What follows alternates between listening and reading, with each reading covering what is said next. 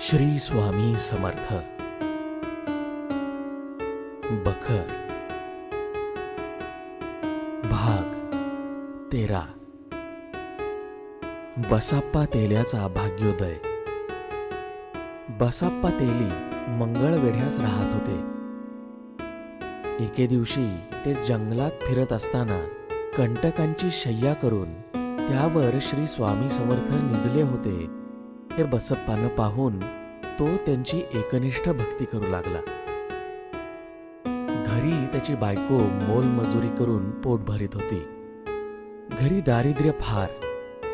नवरा वेड्याच्या नादी लागला म्हणून ती फार दुःखी असे.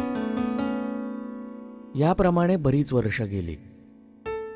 बसप्पाची भक्ती पाहून समर्थ प्रसन्न झाले व बसाप्पाचं दारिद्र्य दूर करावं असं त्यांच्या मनात आलं.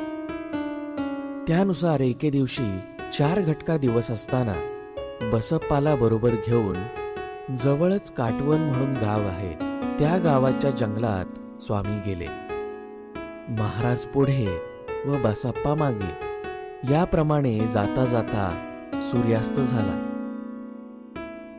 एकाएकी जंगलात हजारो सर्प दिसू लागले.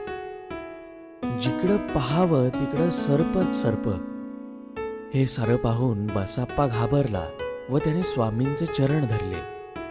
समर्थांनी त्याला अभय देऊन म्हटलं, तुझी इच्छा पूर्ण होईपर्यंत साप घे, घाबरू नकोस. श्री स्वामींच्या शब्दांवर विश्वास ठेवून आपल्या अंगावरील वस्त्र सर्पांवर घालून भीत भीत एक सर्प बसप्पानं हस्तगत केला. सर्प 1.5 हात लांबीचा होता. तो त्यानं आपल्या काखेत ठेवला. मग रानातील सर्व सर्प नाहीसे झाले. महाराज व बसप्पा गावाकडे परतले. गावाजवळ एक सुंदर बाग होती.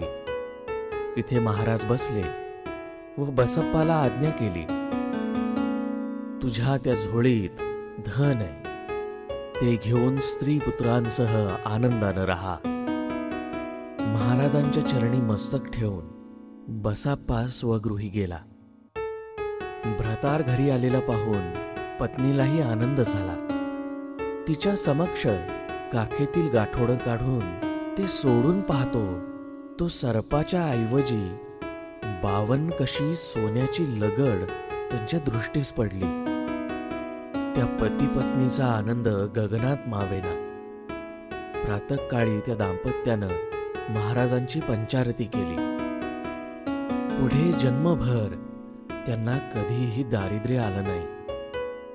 हा बसाप्पा तेली अक्कलकोटास महाराज आल्यावर प्रतिवर्षी यात्रेस येत असे. हा प्रसंग शके 1766 साली घडला. श्री स्वामी समर्थ.